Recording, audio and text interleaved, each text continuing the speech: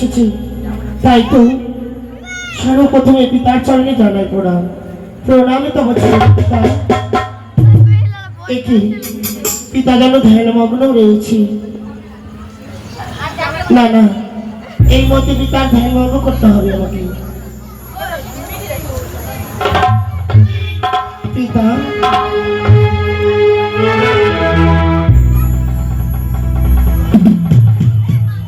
ভালো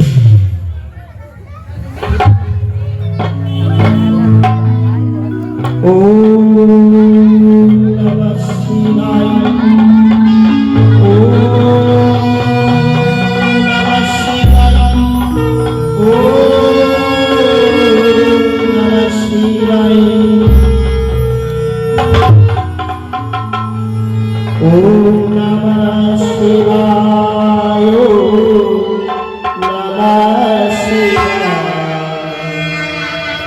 हरि हरि बोल नमः शिवाय नमः शिवाय नमः शिवाय हरि हरि बोल नमः शिवाय।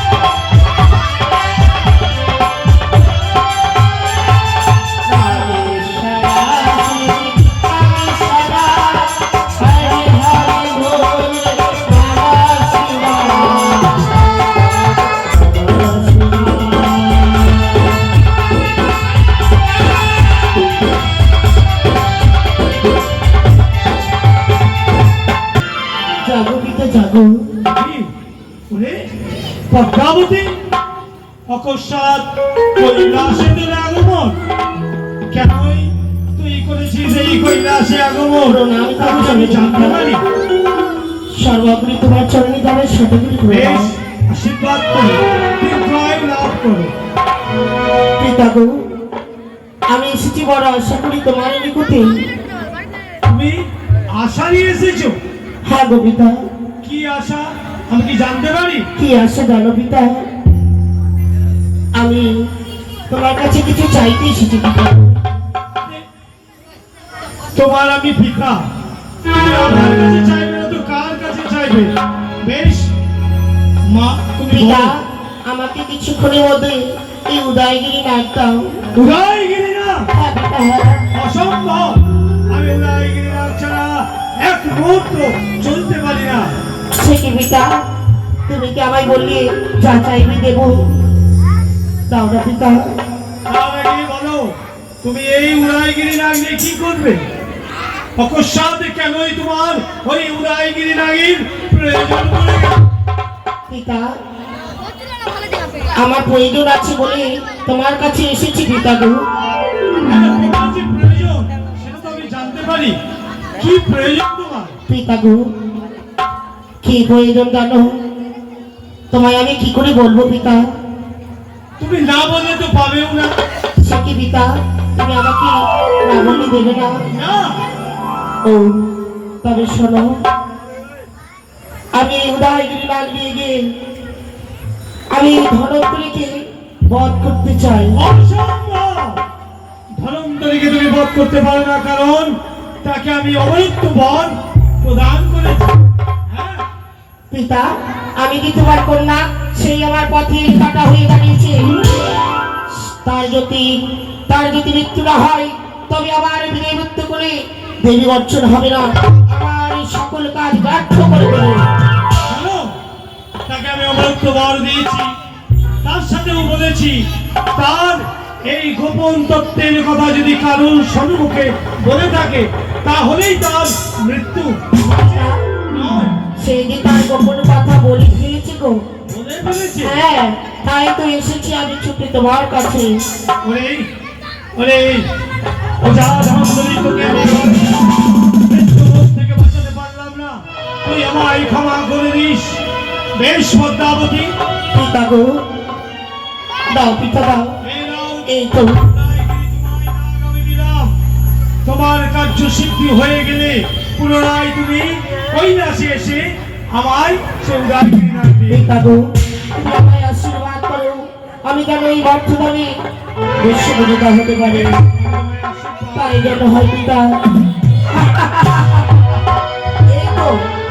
এই তো আমি উদয়গিরি নাগ নিয়েছি, আর বিলম্ব শুনে যাব আমি ধনন্তরীকে সরিয়ে দেবো চিরতার মতন এই পৃথিবীর মুখ থেকে।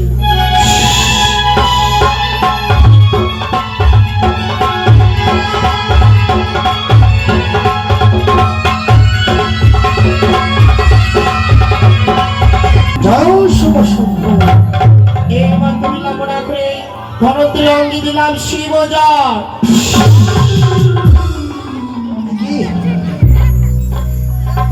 মস্তিষ্ক যেন সারা অঙ্গ যেন থরথর করে কাঁপছে। আমি কি আমি স্নানান্নি করতে যেতে পারবো না?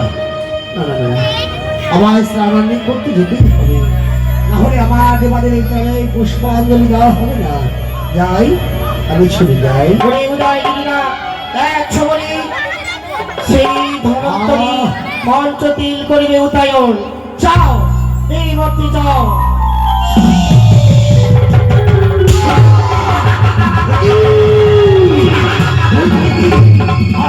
চলে গেল, চলে গেল।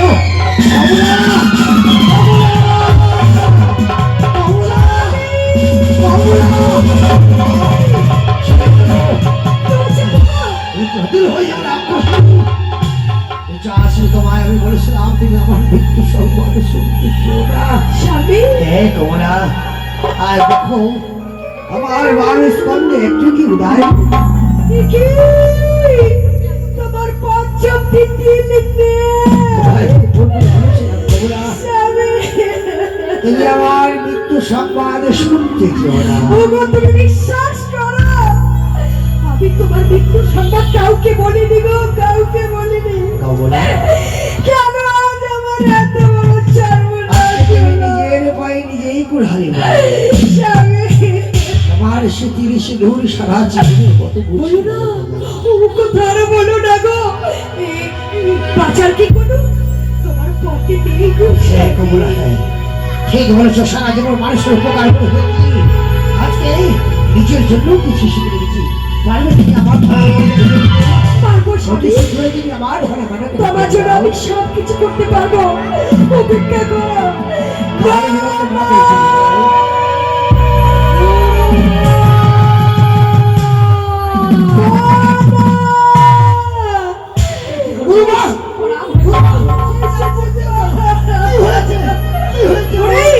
আমার সর্বনাশ হয়ে গেছে, তার গুরু পিতার সর্বনাশ।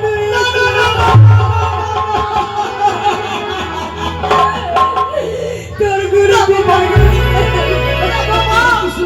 আমি বিশ্বাস করি না মা, যে প্রতিদিন 7 ঘড়া করে বিষ পান করে তার সর্বনাশে মৃত্যু হতে পারে না।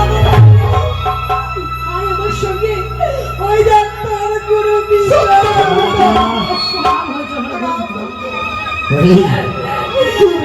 যা কোনোদিনই শুনিস নাই, আজকে আমার তা ঘটেছে। পারবি আমার বাঁচাতে? যেতে পারবি গন্ধমদন পর্বতে? তাহলে বিলম্ব করিস না, অতি শীঘ্র চলে যা গন্ধমদন পর্বতে। একই বৃক্ষে 3টি নাম, ঐশ্বর্য করণী, অস্থি সঞ্চরণী, প্রাণ সঞ্জরণী, সে বৃক্ষ থেকে উঠছিস আমার কত জানায় লাগাতে পারিস। আমি আমার মানুষের সেবা করতে পারবো। আমি চার জীবন আমার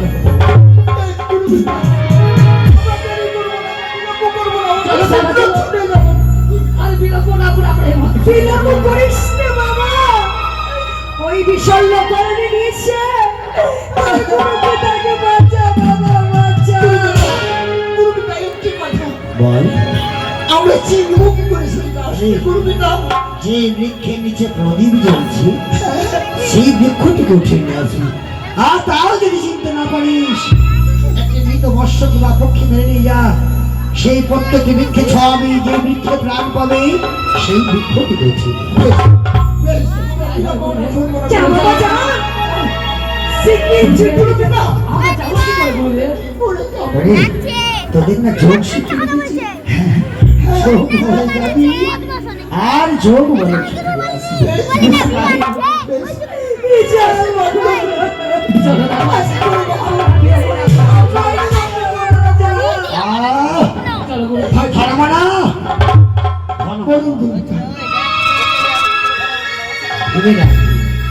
জেনে রাখবি সূর্য উদয় থেকে অস্ত পর্যন্ত যখন সূর্য ডুবে যাবে পশ্চিমে তখন আমি ডুবে যাবো অতি শীঘ্রই চলে যাবো।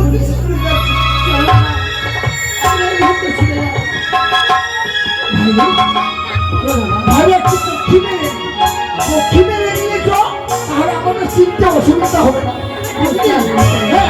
প্রতিটা গাছের গোড়া গোড়ায় থাকাবি, থাকালে পরে যেটি প্রাণ পাবে সেই গাছটি আমাদের দরকার। তাই হবে, চলো বাবা।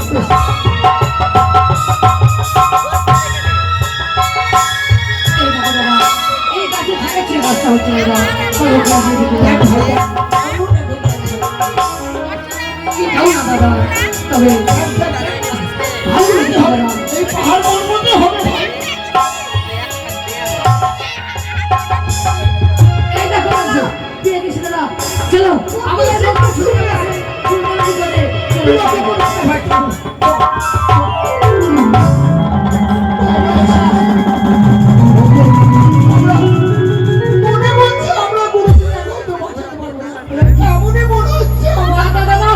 আমরা ছুটে যাবো সেই বড় বেগুনি করে। চলো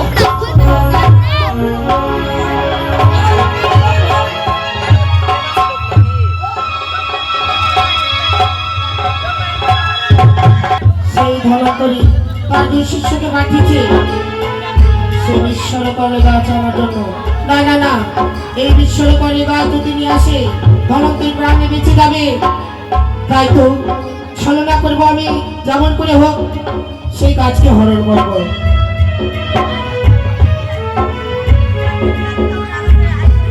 খানা মানা খানা মানা ওরে বাবা আর বেঁচে নাই আমাদের রাস্তার মধ্যে যেন কে যেন বসে বসে কান্না করছে দাদা। ওরে খানা মানা বলো দাদা, কিন্তু আমাদের গুরু মায়ের কান্নার স্বর। সত্য বলছো দাদা। তবে আমাদের এই বুড়ো মা রাস্তার মধ্যে কেন কান্না করছে দাদা? তাহলে কি আমাদের গুরু পিতা বেঁচে নেই রে ভাই? তুমি জিজ্ঞেস করো না দাদা।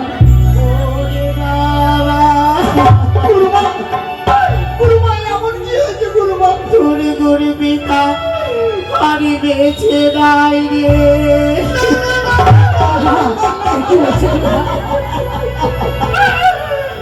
আমি বিশ্বাস করি না গুরু মা। মিথ্যে কথা বলছে দাদা। আমাদের গুরু পিতা আমাদের ছেড়ে দিতে পারে না। এই কথা সত্য বাবা, সত্য। তোর গুরু পিতা আরে বেঁচে নাই। এমন করে আমাদের ছেড়ে চলে গেল। আমাদের গুরুদেব মারা গেছে কি করে জানতে পারলো দাদা? এই তো গুরু মা বলছে। শোন বাবা, সেই গাছ তোরা নিয়ে যাচ্ছি, সেই গাছ নিয়ে যে কোনো লাভ হবে না। কেন? এই গাছকে যতবার আমি দেখবো তোর গুরু পিতার কথা বারবার মনে পড়বে। তাই করে ফেলে দে, ফেলে দে। করবো গুরু মা? ওই গাছকে ফেলে দে। চল শ্মশানের পথে এগিয়ে চল, তোর গুরু পিতাকে নিয়ে চলেছে রে। দাদা,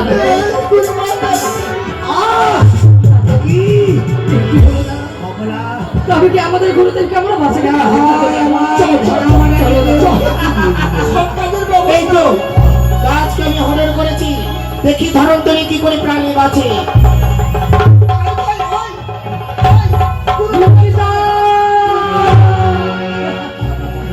আপনি বেঁচে আছেন গুরু পিতা? আমি বেঁচে আছি। আপনি চরণনগরের রাস্তায় আমাদের সঙ্গে দেখা করে বললেন না যে তোর গুরু পিতা বেঁচে নেই? তোর মানে আমার কাছ থেকে কোথাও যায়নি। তার গুরু পিতাকে ছেড়ে আমি গুরুমা যাইনি বাবা। বৃক্ষ কোথায়? বৃক্ষ আসেনি। গুরু পিতা, আমরা বৃক্ষ নিয়ে আসছিলাম, তারপর গুরু মায়ের রূপ ধরে সে বললো যে তোরা গুরু পিতা বেঁচে নেই। সে আমায় বাঁচতে দেবে না বলে যে জায়গায় বৃক্ষ বলেছি সেই জায়গাটি মনে আছে।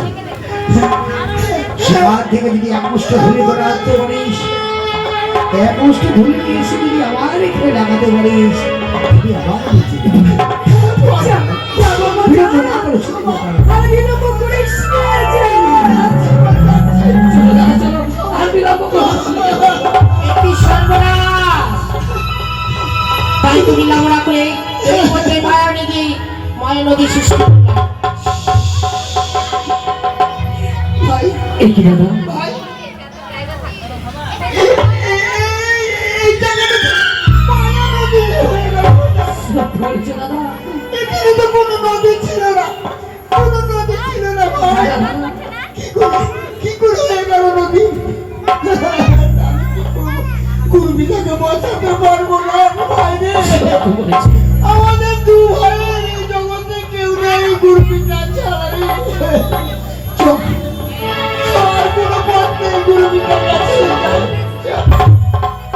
গুরু পিতা, খানামানা পেয়েছিস? ধরে আপনি আপনার বাড়ির কথা রক্ষা করতে পারলাম না গুরু পিতা। তাহলে আমরা ওখানে গেছিলাম সত্য, তারপর সেই জায়গাটি ছিল শুকনো, আর সেই জায়গাটি দেখতে পাচ্ছি একটা মায়া নদী হয়ে গেছে। ওটি মায়া নদী নয়, ওটি আমার ভবসুন্দর। সালা, আমার করে বলবেন না গুরু পিতা, আমার করে বলবেন না।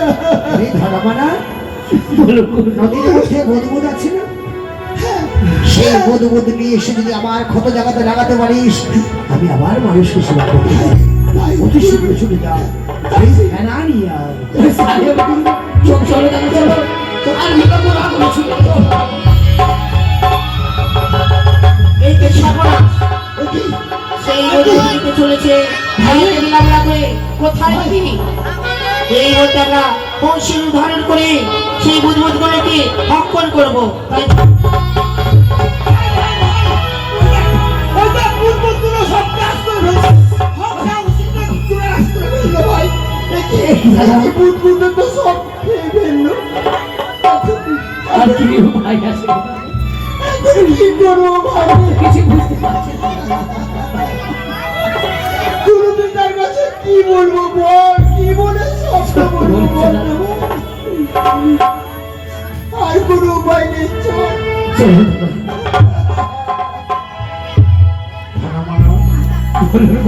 পারলাম না গুরু পিতা, আপনার কথা রক্ষা করতে পারলাম না। আমাকে বাঁচাবার জন্য তোরা বহু পরিশ্রম করবি, মুখ্য হিসেবে শুকিয়ে গেছে। আমাদের কোনো পরিশ্রম নেই গুরু পিতা, আপনি থাকলে আমাদের জীবনের কোনো পরিশ্রম নেই। পৃথিবীতে মানুষের সেবার জন্য এসেছিলাম, আজ আমার অবহেলায় চলে যেতে হবে।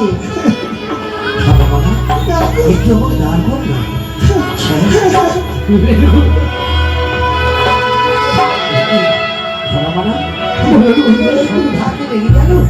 না, এখনো বাকি আছে। আমার চোখের সম্মুখটি যেন অন্ধকার হয়ে গেল। স্বামী, না, আমাদের বলবেন না গুরু পিতা, আপনি ছাড়া যে আমাদের আর কেউ নেই, আমাদের ওরে ধর্মনা, দেহের গরম কখনো করবি না। আর ছাড়িস না। এই যে একটি কথা বলেছি, ওই অপরাধী দেহ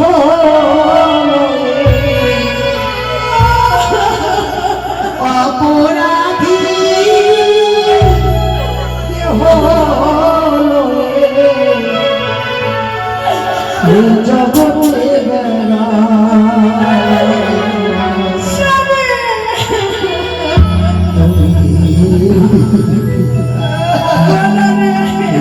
সংসারে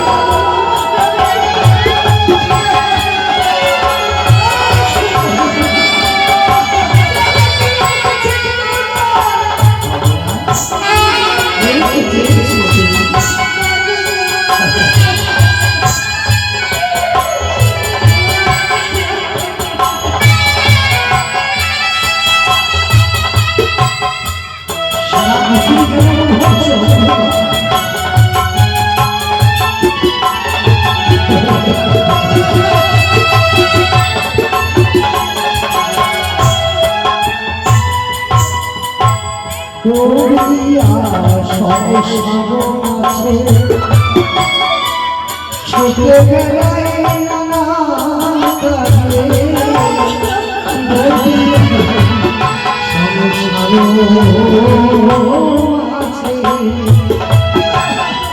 ছোটে বেলায় নানা জীবন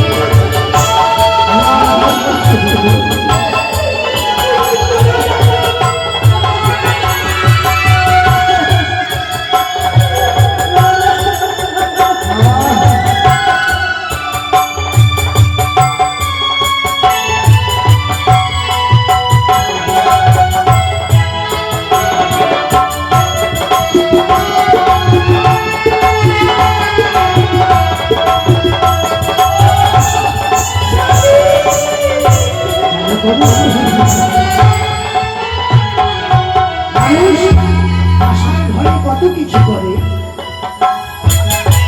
বড় আশা করেছিলাম মানুষের সেবা করব, আশার ঘরে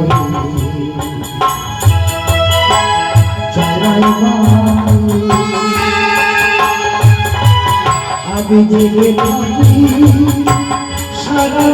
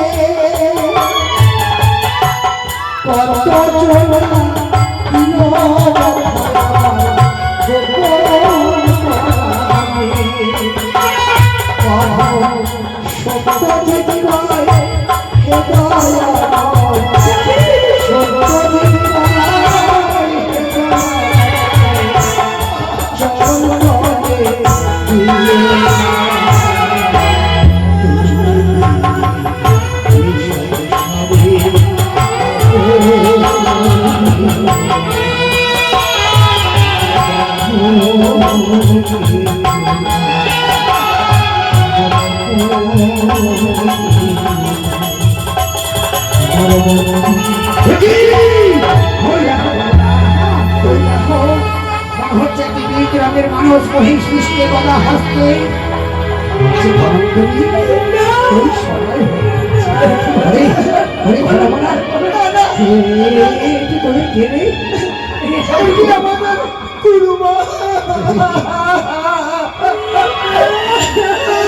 পারেনি তাকে একটি পুত্র সন্তান দিতে, শোনাতে পারেনি মা ডাক, তাই তোকে হাত তুলে দিলে। স্বামী তুমি ছাড়া যে আমার কেউ নেই গো। কমলা, তুমি তো এসেছিলে। আজ যদি তুমি আমার গোপন কথা শুনতে না চাইতে, আজকে আমাকে এই অপঘাত আমার মৃত্যু হতো না। কমলা, তাই তো কমলা, তুমি না করে কমলা, তুমি একটিবার খানামালাকে মৃত্যু বলে কিছু করে না। স্বামী তুমি আমাকে একাখানি যেও না গো, তোমার সঙ্গে করে আমাকে নিয়ে যাও না। কোনদিন পরের বিবাদে যাবে না। আজ যদি পরের বিবাদে যাবি, এইভাবে অবহেলায় চলে দিতে হবে। কোনদিন কারো হিংসাবাদ করবি না। আর যখন আমার মৃত্যু হয়ে যাবে, মুখ আগে করার পরে আমার জীবন দিকে কেটে সমান অংশ ভাগ হবে। তাহলে কি হবে যাচ্ছে? আমার মতো ওঠা না হলে কিছু মানুষের সেবা করতে হবে। আর আমার চিতায়ের উপর করে দিবি দক্ষিণ হস্তের ঘনিষ্ঠ আঙ্গুলি কেটে আমার চিতা দক্ষিণ দিকে করে দিবি। যেদিন দক্ষিণা বায়ু বইবে, সেই দিন পদ্মাবতীর গাল ছটফট করে বেড়াবে, সেদিন আমার প্রতিশোধ না হবে। একটু হয় তারের ব্রহ্ম নাম শুনবি, একটু তারের ব্রহ্ম নাম শোনা। হরে কৃষ্ণ হরে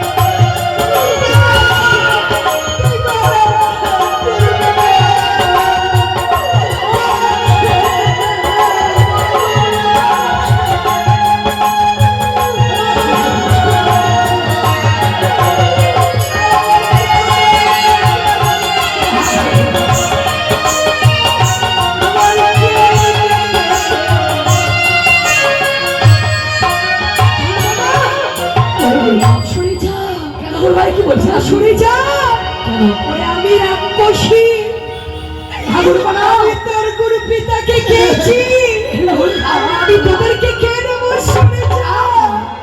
চলে গেল, আমাদেরকে শান্তি মানতো কে গেল বাবু, চলে গেল। এমন জীবন আমি চাই না ভাই, এমন জীবন। চন্দ্র সূর্যকে সাক্ষী রেখে এক সিঁথিতে সিঁদুর পরিয়েছিল, হাতে শাঁখা পরিয়েছিল, নিয়ে নিলে তো তোমার সিঁদুর। নিয়ে যাও তোমার সিঁদুর, নিয়ে যাও তোমার শাঁখা। বাবু বাবু, আমরা তো রয়েছি।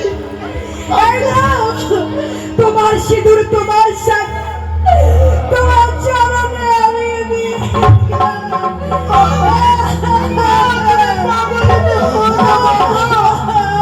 তুমি পাগলে হো না বাবু, গুরু পিতা ছেড়ে গেল, তুমি যদি চলে যাও আমাদের কি হবে বাবা? আমার যে কেউ রইল না এই সাতপুরে।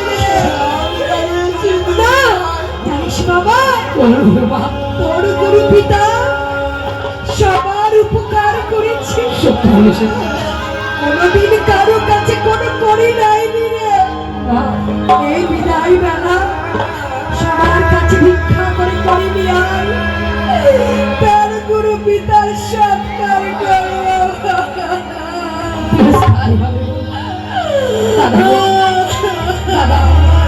চলো ওর ভাই আমাদের গরিবের সৎকারের জন্য আমরা নগরে নগরে যে ভিক্ষা চেয়ে আসি।